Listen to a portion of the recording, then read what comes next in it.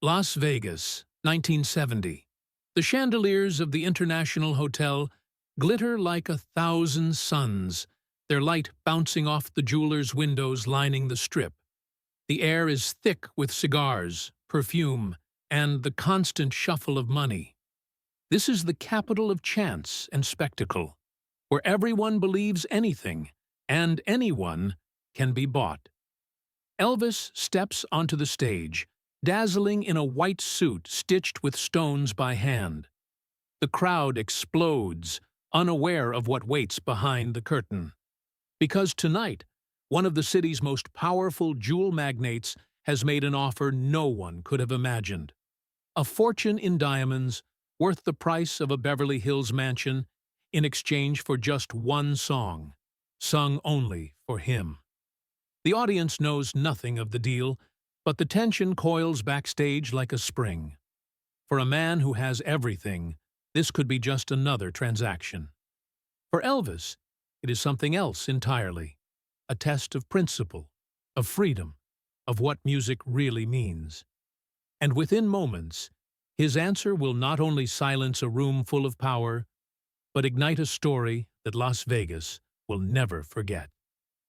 Let us know where you're watching from, and we hope you enjoy the story.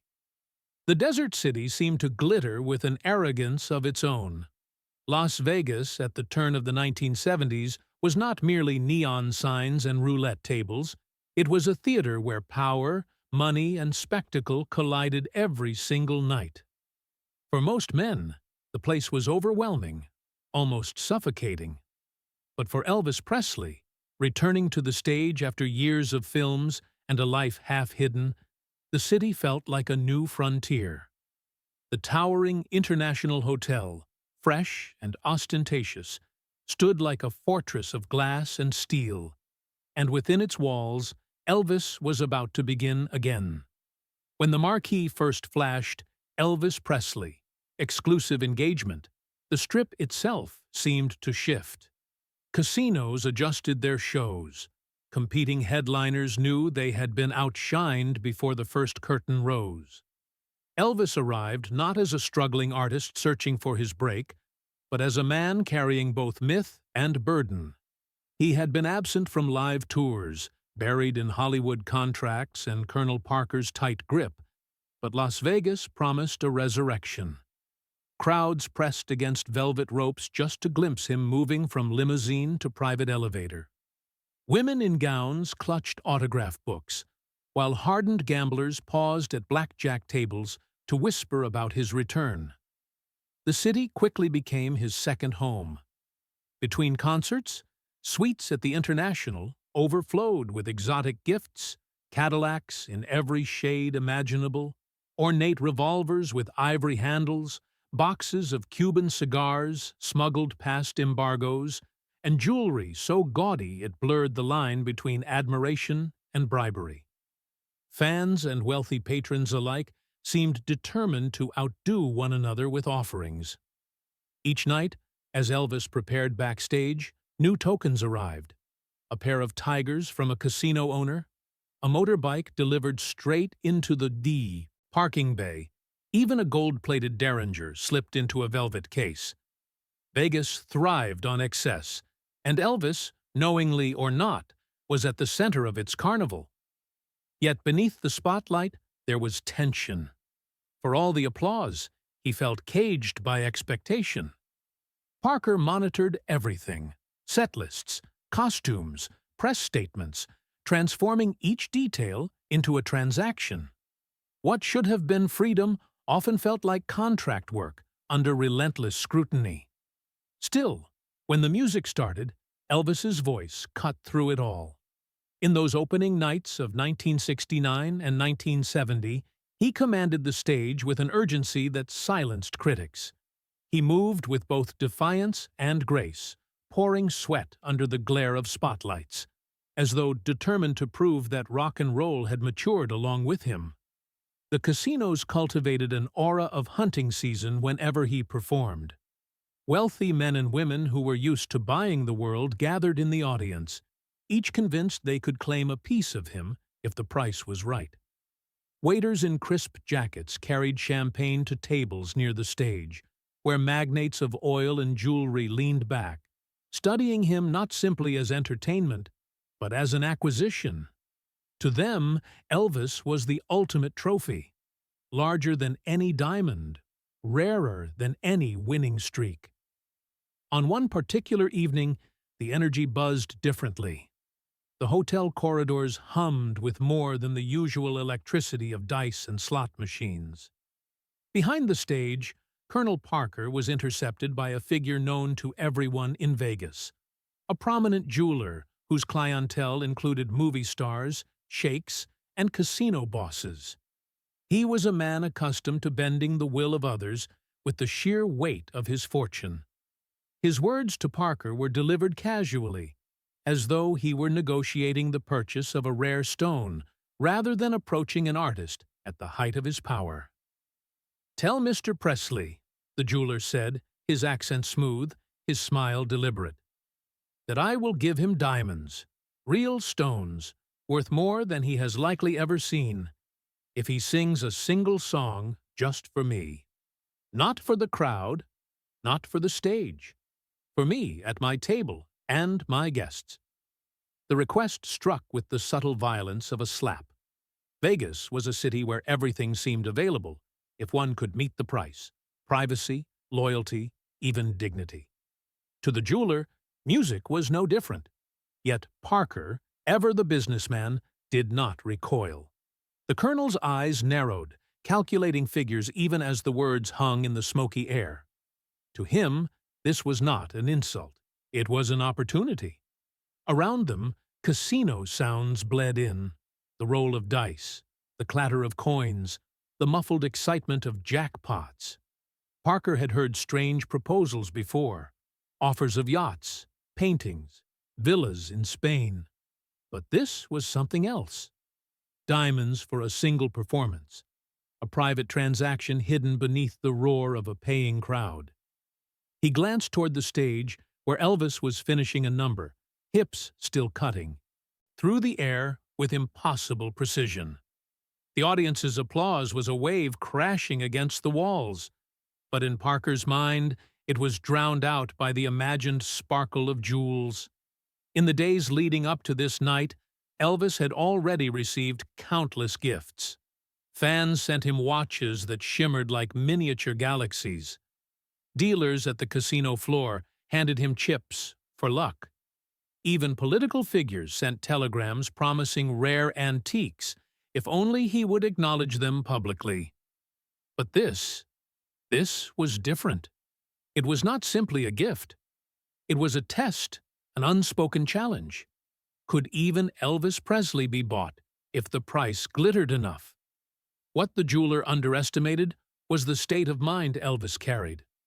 Though adored by millions, he lived under an invisible pressure, restless and unfulfilled.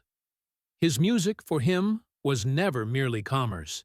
It was memory, family, childhood in Tupelo, the echo of gospel choirs and his mother's voice. While the Strip saw him as a commodity, he felt the weight of being turned into an ornament. The contrast could not have been sharper. The casino's endless hunger for transaction against the soul of a man who had once sung simply to make his mother smile. That night, when Parker relayed the jeweler's words, the dressing-room air thickened. To those accustomed to the Vegas hierarchy, it seemed almost natural. Money equaled access, and access equaled ownership. But for Elvis, the very idea carried a sting. He had returned to the stage to reclaim his voice, not to sell it to the highest bidder. He could feel the eyes of his entourage, his musicians, even Parker, waiting to see how he would react. The scene in Vegas was set like a grand stage play, the lights of the Strip burning outside, the thrum of crowds drifting upward through casino floors, the air perfumed with cigar smoke and expensive whiskey. And somewhere in the middle of it, Elvis Presley, caught between the applause of thousands and the silent challenge of one man who believed diamonds could purchase a song. The night was not yet over, and the answer had not been given. But already a storm had begun to gather. The dressing room of the International Hotel was never truly quiet. Even when the door was shut and guards stood outside, the hum of Las Vegas seeped in. Distant slot machines, laughter from cocktail lounges, the muted rhythm of dice across green felt. Inside, the air carried its own chaos, makeup mirrors glowing with bulbs, stage costumes hanging like shimmering ghosts, musicians tuning or joking to mask their nerves. Elvis often preferred that background chatter. It kept him from feeling like a prisoner in a gilded cage. But on this night, silence swept the room the moment the jeweler entered. He was not announced. Men like him rarely waited for permission. He carried himself with the assurance of someone who had brokered deals with kings and casino moguls. In his hand, a black leather case, no larger than a brief manuscript, but heavy enough to make the brass latch strain under its weight. Two assistants trailed behind, faces expressionless, as if they were guarding treasure pulled from the earth itself. Colonel Parker greeted him with forced warmth. "Gentlemen," he said, rubbing his hands, "let's make ourselves comfortable." But his voice betrayed eagerness. He could smell profit in the air. The jeweler walked to the center of the room and placed the case on a low table. The click of the latch breaking open sounded louder than the crowd still cheering from the showroom outside. When the lid lifted, the room shifted. Light caught the stones, scattering sparks across the walls, bouncing against the mirror glass. Diamonds, dozens of them cut with ruthless precision, lay against black velvet. Rings, brooches, unmounted stones large enough to shame a crown. Their fire was hypnotic. Even the musicians, hardened by months on the road, gasped under their breath. The value was obvious. This was not some gaudy casino gift, but wealth condensed into a glittering silence. The jeweler finally spoke. "Mr. Presley," he said, each syllable polished like the gems before him, "I admire your voice above all others. Tonight, I ask one thing. Sing one song, not for this hall, not for strangers. Sing only for me and my friends at our table. That is all. And these," he gestured toward the jewels, "are yours?" His tone was almost reverent, yet beneath it lay arrogance. He was not offering. He was declaring terms. The room froze. One of the backup singers shifted uneasily. A guitarist chuckled nervously, then fell silent. No one knew how Elvis would respond. Parker stepped in quickly, eager to close the deal. "Now, Elvis, think about it. It's just one number. You sing 100 of them every week. This is easy money, more than easy. It's respect. These stones are worth more than most men see in a lifetime." His eyes glimmered as though he were already converting diamonds into contracts, houses, and more shows under his control. But Elvis said nothing. He leaned back in his chair, a towel draped around his shoulders, sweat still cooling on his skin from the set he had just finished. His gaze went not to Parker, not to the jeweler, but to the diamonds themselves. They shone mercilessly, hard as ice, bright as gunfire. The silence deepened. Everyone waited for him to speak. Instead, Elvis motioned for the case to be moved closer. He wanted it on the table in front of him, where the light struck the stones straight into his eyes. The assistants slid it forward. For a moment, it felt like a courtroom, as though judgment itself rested in how he would respond. The jeweler's smile widened, certain that he had already won. Parker leaned closer to Elvis's ear. "It's one song, son. You'll make a friend who owns half this town. Don't be stubborn." Still no answer. Elvis kept staring at the gems as if they held a memory no one else could see. Then, at last, he spoke. Not a refusal, not an acceptance, but a story. His voice was calm, tinged with something softer than anger, deeper than amusement. "When I was a boy," he said, "my mama had a ring. Not much of a ring, just a little piece of gold, worn thin from years of wear. She'd polish it every Sunday, like it was worth a fortune.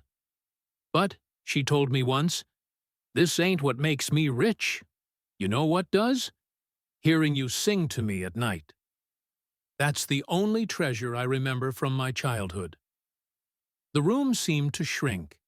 Even the hum of Vegas outside felt distant, like a muffled radio. Parker shifted uncomfortably, but the jeweler only tilted his head, smile unbroken, as though the tale was a prelude to agreement. Elvis reached out and touched one of the larger diamonds, rolling it between his fingers. "These stones," he murmured, "they're beautiful, no doubt about it. But they don't hold a candle to a song sung from the heart." The jeweler's eyes narrowed slightly, the first crack in his confidence. Parker pressed again. "Elvis, let's not make this complicated. You can still sing to your fans, sing for your mama's memory, and take these diamonds too. Nobody loses." But the decision had already begun to form, heavy as iron. Elvis closed the case with a soft snap, startling everyone. He looked directly at the jeweler for the first time. "I'll sing," he said, "but not for diamonds, not for one man at one table. I'll sing for the whole room, for everybody who came to hear me tonight. That's the only way it means anything." The jeweler's smile faltered, though he tried to mask it. Parker looked as though he'd swallowed glass. The musicians exchanged glances, half in awe, half in fear of what fallout might come. In that moment, the glitter of the jewels seemed cheap against the weight of Presley's words. The choice was not about wealth. It was about refusing to let music be reduced to currency. The night was far from over, and what Elvis chose to do next would turn a private offer into a very public reckoning. The dressing room remained heavy with the scent of sweat, cologne, and fresh-cut flowers brought by admirers. The case of diamonds sat in the middle of the table like an intruder, silent but screaming with temptation. No one dared to touch it now. Even the assistants who had carried it inside stood rigid, their eyes fixed on Elvis, as if waiting for a king to hand down a verdict. Elvis leaned forward, elbows on his knees, hands clasped. His expression was unreadable. He had spent his life under the gaze of thousands, yet he rarely looked as exposed as he did in that moment, staring not at the crowd, but at stones that glittered like frozen stars. Minutes stretched into something unbearable. The silence wasn't empty, it pulsed. Every man in the room filled it with his own expectations. Parker imagined headlines and new contracts. The jeweler envisioned victory, already planning how he would boast of buying the king's voice like a rare antique. The musicians prayed silently for their leader to stay true, but none dared to speak. Elvis finally broke the stillness. "Leave it open," he said quietly, gesturing to the case. The assistants hesitated, then obeyed, spreading the velvet wide so every jewel caught the light. Elvis leaned back again, studying them as though they were suspects under interrogation. His voice came low, almost to himself at first. "When I was a kid in Tupelo, Mama would ask me to sing before bed. We didn't have much, but she'd smile like I'd given her the whole world. I didn't need a stage, didn't need a crowd, just her sitting there in that old chair, and me humming whatever I could remember from church." The story disarmed the room. Even the jeweler, who prided himself on control, blinked as though caught off guard. Elvis's eyes stayed on the stones, but his mind had clearly drifted somewhere far beyond the walls of Las Vegas. Parker tried to pull him back. "Son," he muttered sharply, "this is business. Nobody's asking you to sell your soul. It's one song, a favor. Think what else these diamonds could bring. Houses, land, security." But Elvis lifted his head now, gaze burning. "Security," he repeated. "I've sung in rooms so cold the windows frosted over, with nothing but a second-hand guitar. I've stood in front of crowds who laughed at me before I opened my mouth. You think security is in stones? Security is knowing why you're singing in the first place." The words cut through Parker's protest like a blade. Still, the jeweler persisted. He smiled again, though tighter this time, and said, "Mr. Presley, art and wealth have always walked together. Michelangelo had his patrons. Caruso sang for kings. This is tradition, not insult. Why not embrace it?" Elvis paused. He rubbed his thumb against the edge of the table, the faint scrape loud in the stillness. Then, with a sudden decision, he stood. His chair skidded back, making one of the backup singers flinch. He strode to the table and hovered his hands over the case. The diamonds winked up at him as though daring him to take them. Instead of closing the lid, he pushed the case to the center of the room, where every eye could see. "You want to know my price?" he said, his voice no longer soft but commanding. "Here it is. I'll sing. But not for diamonds. Not for one man's ego. I'll sing tonight for every person in that hall who came with nothing but the hope of hearing something real." The assistants exchanged nervous glances. The jeweler's jaw tightened, his pride wounded. Parker tried once more, his tone desperate now. "Elvis, don't throw this away. Think like a businessman." Elvis turned on him with a sudden ferocity. "I'm not a businessman, Colonel. I'm a singer. You want me to put a price on my voice? Then you don't understand me at all." The air seemed to shatter. For years, Parker had been the architect of every deal, every show, every contract. No one had ever spoken to him like that. Not in public, not in private. Musicians exchanged glances, half afraid, half thrilled. They knew something irreversible had just happened. The jeweler's confident smile had vanished entirely. He looked at Elvis as though staring at a puzzle he could not solve. His empire could buy tables, casinos, even senators, but here stood a man refusing him outright, not with hostility, but with principle. Finally, Elvis reached into the case and picked up one small stone. It glimmered between his fingers. He held it up, examining it like a child inspecting a marble. "Pretty thing," he said, "but it can't buy what I'm about to do out there." He set it back gently, as though sealing his decision. Then he turned toward the door. "It's showtime," he told the band. His tone carried finality. There would be no more bargaining. The jeweler remained standing in stunned silence. Parker muttered under his breath, seething, already calculating the fallout.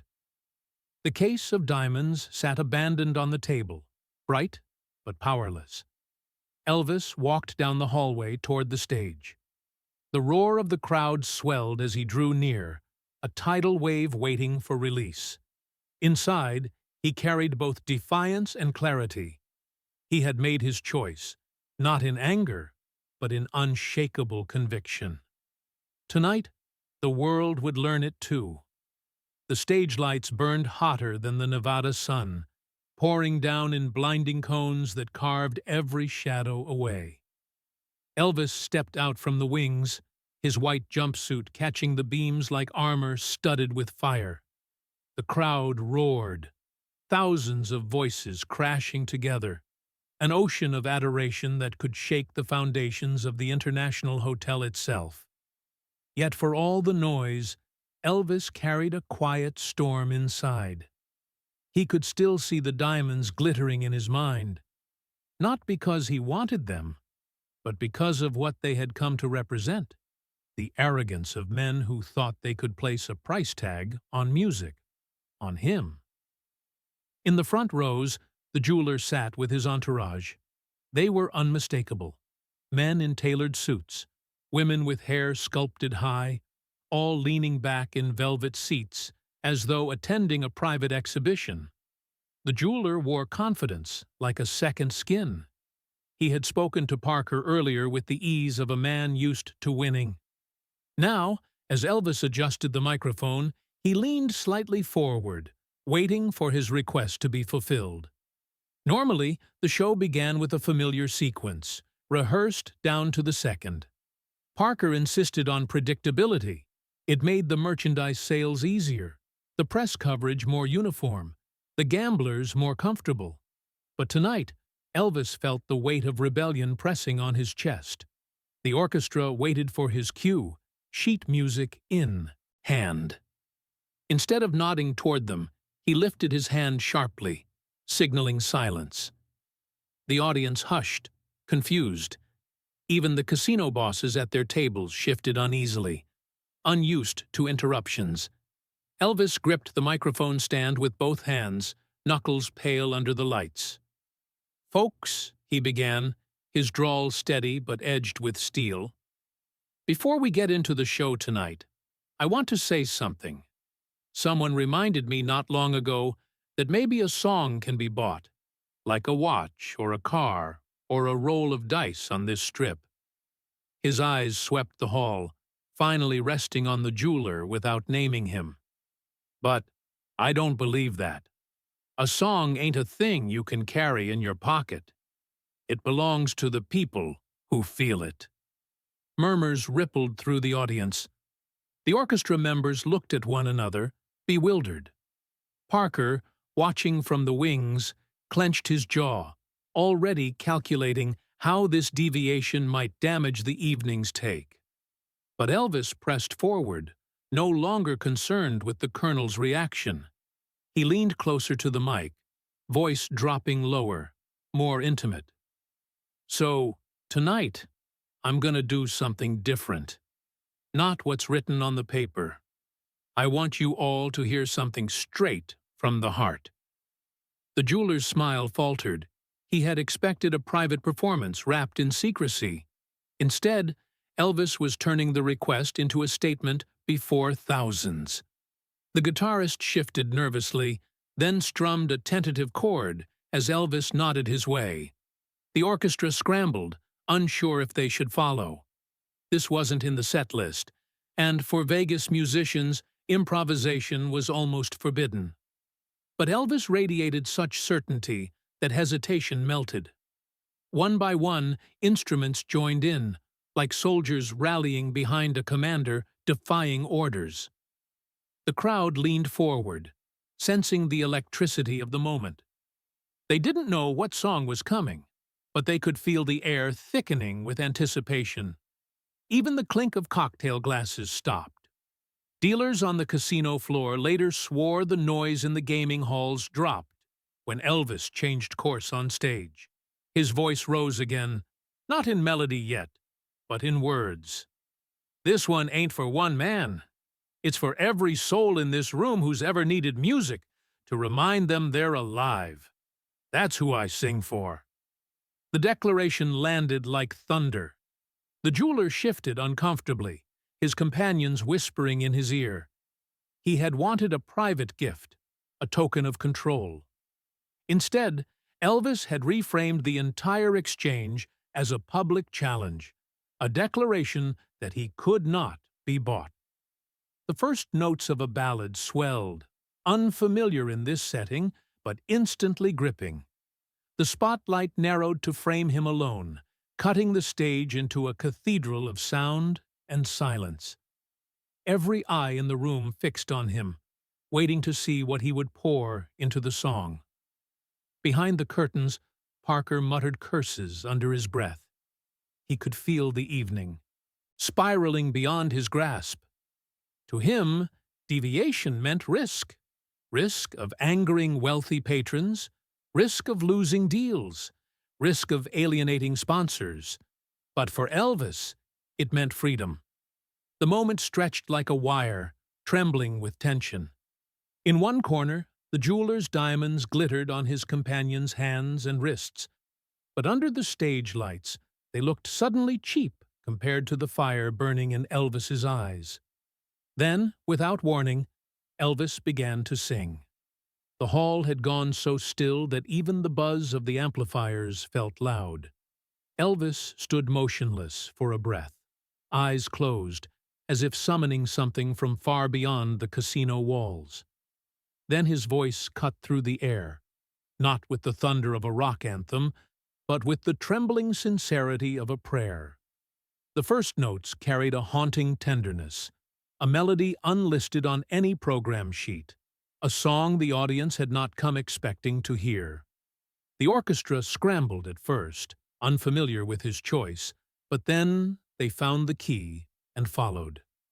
The piano wove soft chords like falling rain, the strings hovered in fragile suspense, and the guitarist, after a moment of hesitation, let his instrument hum with subdued reverence. Slowly, the hall was transformed from a showroom into a chapel. Elvis's voice filled the space, raw and unguarded. He didn't sing to impress or to entertain. He sang to release something inside himself that had been trapped under years of deals, contracts, and demands. His voice quivered in places, but the imperfections made it human, undeniable. The reaction in the audience was immediate and visceral. Women in sequined dresses, who had come for a night of spectacle, found themselves clutching tissues. Men who had carried themselves with the confidence of high rollers now shifted in their seats, fighting the lump in their throats. A cocktail waitress froze mid-step, tray trembling in her hands, her eyes locked on the stage. And in the front row, the jeweler who had offered diamonds sat pale, his confidence crumbling.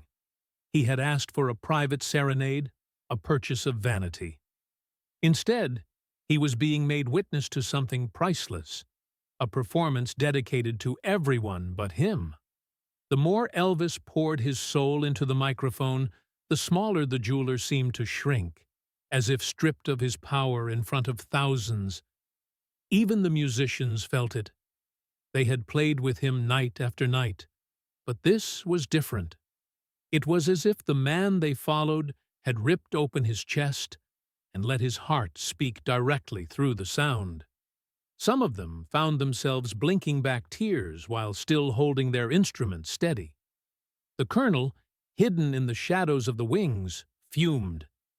This was chaos, rebellion, a direct blow against his carefully orchestrated empire. He muttered curses, clutching a cigar so tightly the wrapper cracked. Yet he could not stop what was unfolding before his eyes. The crowd had already given itself to Elvis, and the music was carrying them further than any business plan could have predicted. As the song swelled toward its climax, Elvis's voice grew stronger, defiant. Every note carried resistance, not only against the jeweler's arrogance, but against the suffocating idea that music could ever be measured in stones, contracts, or dollars. His eyes scanned the room, and though thousands sat before him, it felt to each listener as though he were singing directly to them alone. When the final note broke free, it hung in the air like a flare against the night. The silence that followed was unbearable. No coughs, no whispers, just the heavy pause of a room too stunned to breathe. Then the explosion came. Applause thundered from every corner. Chairs scraped back as people surged to their feet. Whistles pierced the air, and tears shone in the eyes of strangers embracing one another. The jeweler tried to clap, but the sound was hollow, lost in the tidal wave of genuine adoration.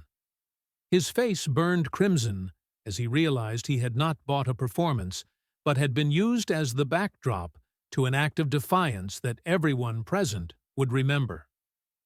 On stage, Elvis bowed slightly, sweat glistening at his temples, chest rising and falling as though he had run a great distance. But his smile, small, weary, triumphant, revealed that he knew exactly what he had done. He had turned temptation into testimony. The orchestra waited for his next move, still shaken. For once, he did not rush. He let the ovation wash over him, eyes scanning the sea of people who had just been carried with him through something intimate, almost sacred. Then, with a nod, he guided the band back into the usual rhythm, shifting seamlessly into the expected set list, as though nothing unusual had happened at all. But everyone in the room knew the truth. They had witnessed a moment outside the script, a moment when the king himself had broken the rules not with fury, but with song. The night was no longer just another Vegas performance. It had become a story, one that would echo far beyond the neon lights of the Strip. And in the shadows, Parker realized with growing dread that Elvis had just reminded the world that he could not be owned. The roar of the audience still thundered through the hotel corridors long after the curtain fell. Applause had echoed like cannon fire, refusing to die down, even as Elvis disappeared from the stage. He walked slowly toward his dressing room, his body damp with sweat, his pulse still racing from the storm he had unleashed. For a brief moment, he allowed himself a smile. Out there, he had reclaimed his voice, given it back to the people who loved him, and proved that not all of Las Vegas could be bought. But the celebration ended the moment he stepped into the wings. Colonel Parker was waiting, his face flushed red, cigar clenched between his teeth so hard it looked ready to split. Musicians trailed behind Elvis, still buzzing from the high of what they had just played, but the tension in the hallway cut through their joy. "What the hell was that?" Parker barked, his voice louder than the crowd's lingering cheers. "You went off program. You embarrassed me in front of people who matter. Do you realize what you just cost us?" Elvis dropped into a chair, grabbing a towel to wipe his face. He didn't answer immediately. His silence only fueled Parker's anger. "You turned down a fortune," Parker snapped. "That man would have covered half a year's expenses in one evening. And instead, you make a spectacle out of him? You humiliate him? That's not business. That's suicide." Some of the band members shifted uncomfortably, caught in the crossfire. They had never seen the colonel so openly furious, nor Elvis so calmly detached in response. Finally, Elvis looked up, his eyes sharp, no trace of apology. "I didn't humiliate anybody. I sang. That's what I do.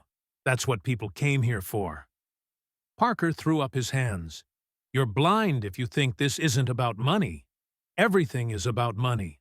The hotels, the promoters, the damn lights above your head, all of it runs on dollars, and you just toss them away."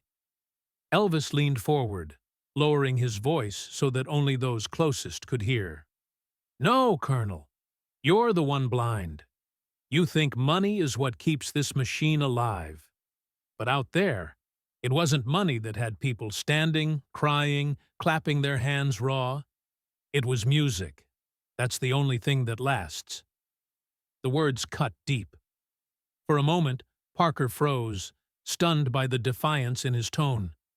Then, recovering, he spat. "You keep talking like that, son, and one day you'll find yourself singing to an empty room." Before Elvis could reply, the jeweler appeared at the door, face tight with humiliation. His entourage followed like shadows, uneasy and restless.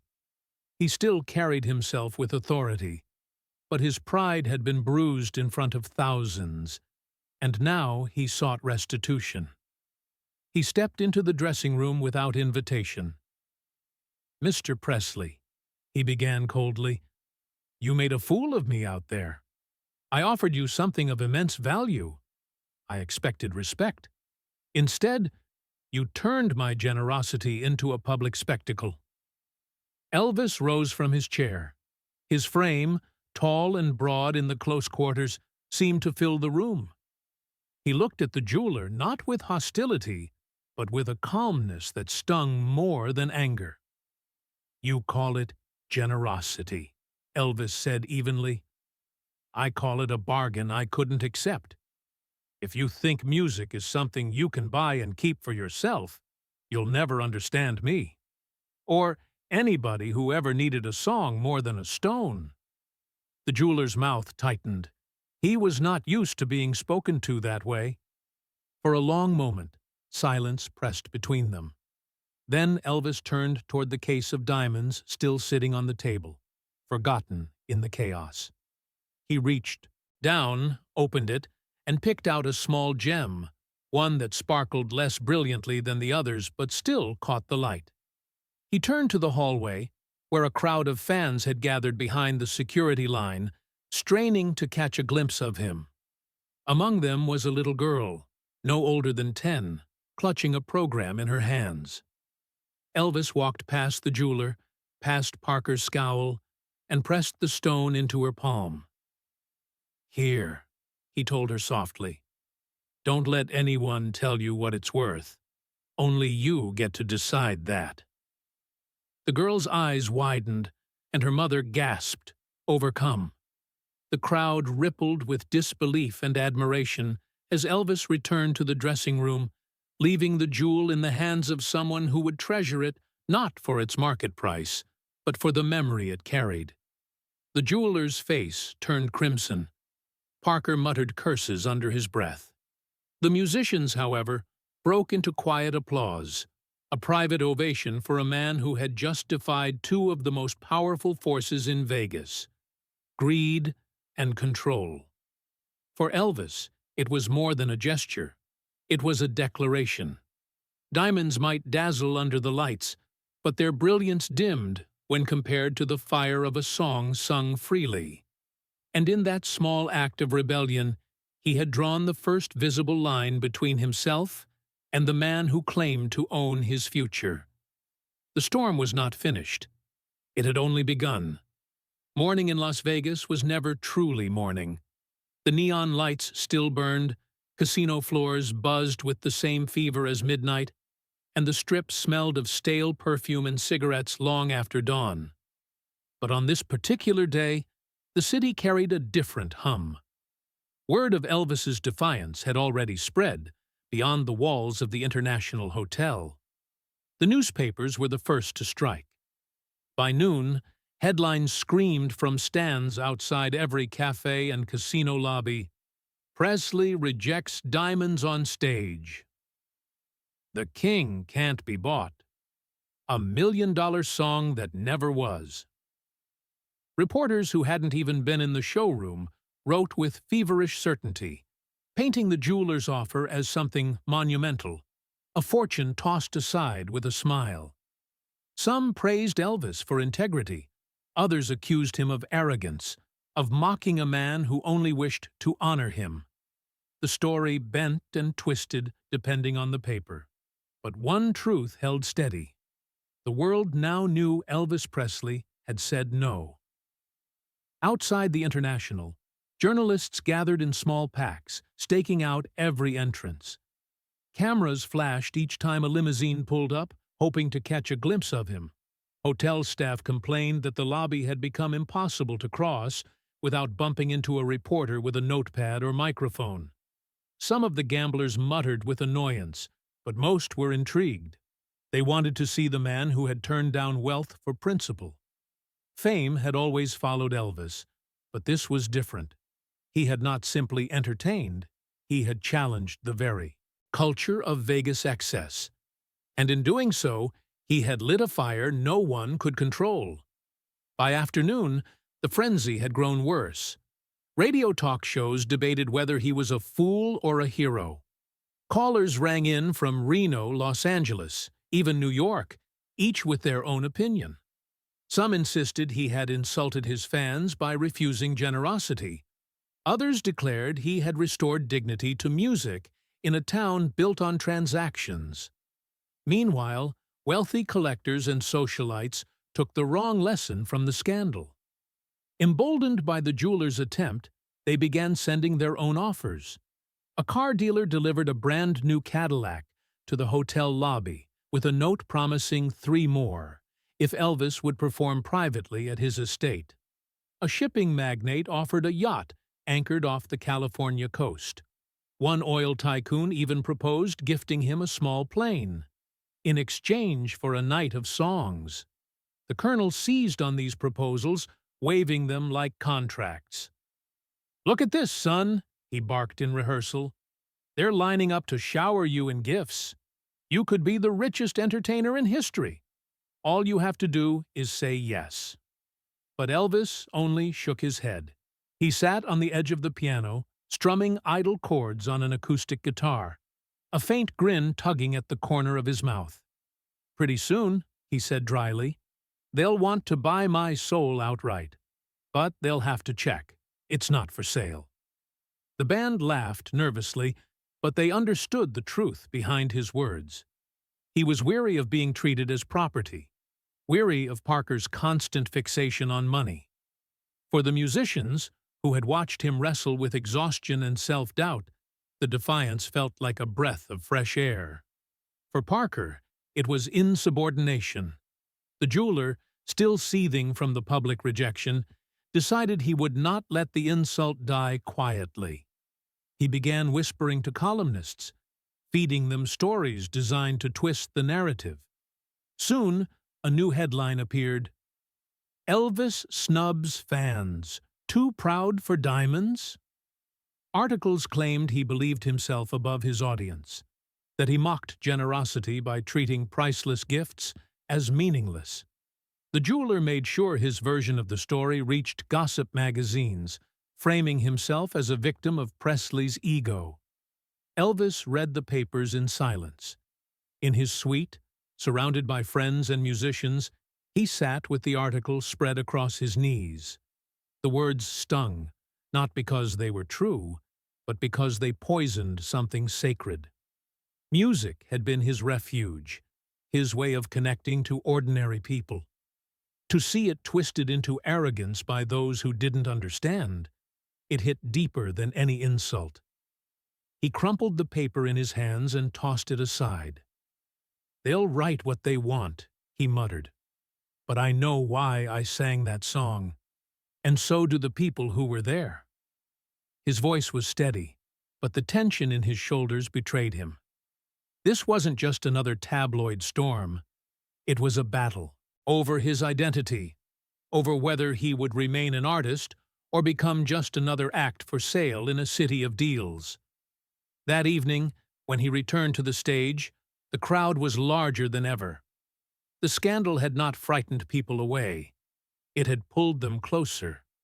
They wanted to see the man behind the headlines, the man who had dared to say no. Signs waved in the crowd: "Sing for us, Elvis! Music over money!" And when the lights dimmed and the orchestra began its opening notes, Elvis felt something shift. The rumor mills, the offers, the jewels, they no longer mattered. The people had spoken. They didn't want a bought performance. They wanted him, raw and unfiltered. Vegas had given him diamonds, but now it had given him something far rarer: a chance to reclaim his truth. The suite at the International Hotel was supposed to be a sanctuary: plush carpets, heavy curtains drawn against the desert sun, trays of fruit and champagne left by eager hosts. But in the days after the scandal, the atmosphere inside was closer to a war room. Colonel Parker paced back and forth, puffing on cigars until the smoke hung low like fog, muttering figures and calculations as if they could erase what had already happened. Elvis sat across from him, legs stretched out, his shirt half unbuttoned, guitar resting idly against his knee. He looked tired, but not defeated. There was a steadiness in his gaze that Parker had learned to fear. The look of a man who had begun to think for himself. "You don't understand what you've done," Parker snapped. slamming a rolled-up newspaper onto the table. The headline screamed accusations of arrogance, twisted words planted by the jeweler's allies. This town runs on reputation. You humiliate one man with influence, and the whole system starts to turn against you. We could have had sponsors, private contracts, endless engagements. You threw it all away for one song. Elvis plucked a string on the guitar, letting the note hang in the air before he spoke. I didn't throw anything away. I reminded people why they came here in the first place. They didn't buy tickets to watch me take bribes. They came to hear music. That's all I've got worth giving. The Colonel's face hardened. Music doesn't pay hotel bills. Music doesn't sign contracts with RCA. Music doesn't keep these lights on. Money does. Connections do. You think these crowds will last forever? They won't. You take the deals when they're offered. Elvis leaned forward now, voice sharp. And what happens when the deals are all that's left? When I'm nothing but a product you can sell in pieces? That ain't living, Colonel. That's slavery dressed up in sequins. The musicians nearby exchanged uneasy glances. They had never heard Elvis speak to Parker with such fire. Usually, he let the Colonel's lectures slide past him, avoiding confrontation. But the diamond affair had drawn a line in the sand, and tonight he was refusing to step back over it. Jerry Schilling, one of the few friends who dared speak up, cleared his throat. Colonel, with respect, what Elvis did, it wasn't bad for business. People are talking about it everywhere. They see him standing for something. That's not weakness. That's strength. Parker wheeled on him, eyes blazing. Strength? You call insulting wealthy patrons strength? You call throwing away fortune strength? Boy, you don't know this business. I've built every inch of this career. Without me, there is no Elvis Presley in Vegas. There is no Elvis Presley at all. Elvis rose slowly, setting the guitar aside. His height and presence seemed to fill the room, his shadow stretching across the carpet toward the Colonel. His voice was quiet, but carried the weight of a verdict. That's where you're wrong. You built contracts. You built shows. But the music, that was always mine. And last I checked, people aren't clapping for your deals. They're clapping for my songs. The silence that followed was thick enough to choke on. Parker's jaw worked, but no words came. For the first time, the balance of power seemed to tilt. The jeweler's revenge, meanwhile, continued to fester in the outside world. More poisoned articles appeared, describing Elvis as ungrateful, spoiled, even cruel. One magazine printed an illustration of him tossing diamonds into the air, while fans begged beneath him. It was a caricature, ugly and untrue, but it stung nonetheless. Elvis read one of the clippings alone, his face tight. He crushed the paper in his fist and stared at it, knuckles whitening. They'll twist it every way they can, he murmured. But I'm not giving in. I won't. James Burton, his trusted guitarist, clapped a hand on his shoulder. Let them talk. What you did out there, that was the real thing. Don't let them take it away from you. Elvis nodded, though his eyes betrayed the weight pressing down on him. He was caught between two storms, Parker's relentless hunger for money and the jeweler's attempt to smear his name. Yet, in his heart, something had crystallized. Defiance had become resolve. That night, as he prepared for another show, the Colonel cornered him once more. This ends now, Parker hissed. You stick to the set list. You play the game. No more stunts. If you step out of line again, you'll regret it. Elvis met his stare without flinching. I've been regretting things for years, Colonel, but not anymore. The tension between them had become a living thing. a beast coiled in the shadows, waiting for the right moment to strike, and everyone around them knew it. The diamond scandal had not just bruised reputations. It had cracked open the foundation of an empire built on control. The colonel wanted obedience. Elvis had chosen freedom. The battle was no longer about a single song. It was about everything that would follow. The international showroom was packed to the rafters, its velvet seats filled with faces glowing in anticipation. The neon outside had already faded into desert night, but inside, every light blazed as though determined to make the moment immortal. This was not just another concert on the Las Vegas Strip. It had the weight of a verdict, a reckoning that everyone, fans, critics, businessmen, felt pulsing in the air.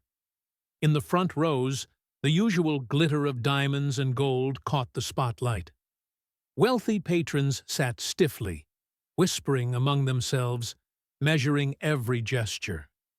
Reporters scribbled in their notebooks, hoping for a headline. Even the jeweler, though still humiliated, had returned, sitting like a shadow among his companions. His presence was a challenge, daring Elvis to either fold or defy once more. Behind the curtain, Elvis adjusted his collar in the mirror. The suit shimmered under the dressing-room lamps, its rhinestones and embroidery echoing the Vegas tradition of spectacle. But in his reflection, he saw something deeper. Lines of fatigue carved at the corners of his eyes, a weight in his shoulders, but also an intensity that no costume could hide. Tonight wasn't about fabric or glitter. Tonight was about reclaiming what no one else could own. The colonel stood nearby, arms folded, lips tight around an unlit cigar. He had not stopped warning him all week. Stick to the script. Don't test me. Don't test them. But Elvis gave no answer now. His silence was its own rebellion. When the curtain rose, the roar of the crowd broke like thunder. Thousands rose to their feet as the orchestra swelled, horns blaring, drums rattling through the floor. Elvis strode into the light, commanding the stage as if it were an extension of his own body. Yet even as he launched into familiar numbers, the audience sensed something simmering beneath the surface, an energy beyond entertainment. Song after song, the atmosphere built, each note tightening the wire between expectation and eruption. Then, near the end of the set, Elvis stopped. He raised his hand, and the music faltered. The room, electrified moments before, now fell into a tense hush. He stepped to the microphone, his voice steady, low, carrying to every corner. I've heard folks say a song can be bought, that it's just another thing with a price tag. He paused, his eyes sweeping across the crowd, locking briefly on the jeweler. But I want you to know, that's not true. A song belongs to the people who feel it, to the hearts it touches. Tonight, I want to prove that to you. The orchestra froze, unsure of what he would do. Even Parker leaned forward in the wings, jaw tight, fists clenched. Elvis signaled the pianist, who struck a single solemn chord. The melody that followed was not from the set list, not part of any contract. It was If I Can Dream, a song of hope, yearning, and refusal to surrender to. Cynicism. The first lines left his throat with raw urgency. His voice, still powerful, carried not just notes, but conviction. The lyrics rose like a prayer and a protest, echoing through the hall. The audience leaned forward, spellbound. Women clutched their husbands' arms, men stood straighter, strangers held hands as though sharing in a communal revelation. By the second verse, the atmosphere was transformed. It was no longer a concert, it was a testimony. Each word rang against the walls like a declaration of independence, not just for Elvis, but for everyone who had ever felt crushed by forces larger than themselves. Tears streaked cheeks in the audience. Some stood mid-song, unable to remain seated under the weight of the performance. Even hardened gamblers, men who had come to show off wealth and power, wiped their eyes discreetly. As the final crescendo swelled, Elvis's voice reached a pitch that seemed to shake the chandeliers. Then came silence, pure, aching silence. And then the explosion. The crowd erupted to its feet, the ovation so fierce it rattled glasses on the tables. The applause didn't stop. It built wave after wave until the room itself seemed alive. Elvis bowed once, sweat pouring down, chest heaving, but he wasn't finished. He reached for his hand, twisting a diamond-studded ring free. Holding it between his fingers, he scanned the first rows until his eyes found a young woman, her face alight with tears. He stepped down from the stage, extended his hand, and placed the ring in hers. "This," he said simply, his voice carrying above the cheers, "is the only worth a diamond has, when it makes somebody happy." The audience roared again, louder than before. Cameras flashed, capturing the moment that would be printed in newspapers and carried across the country. In the wings, Parker lowered his cigar, his mouth set in silence. Even he knew there was no stopping what had just happened. The jeweler sat motionless, defeated, his wealth meaningless against the tidal wave of truth that had filled the room. His diamonds had failed to purchase what Elvis had given freely: dignity, hope, and music. When Elvis finally left the stage, the ovation still thundered, echoing behind him like a victory march. Backstage, his band stood and applauded him as if they were the audience themselves. For once, even Parker had no words. Elvis didn't need them. He had delivered his answer, final and unshakable. The music was not for sale. Not now, not ever. And as he disappeared into the dim corridor, his figure swallowed by the shadows, the sound of the cheering crowd still followed. A reminder that he had chosen correctly, that his legacy would be measured not in stones or contracts, but in songs that outlived both.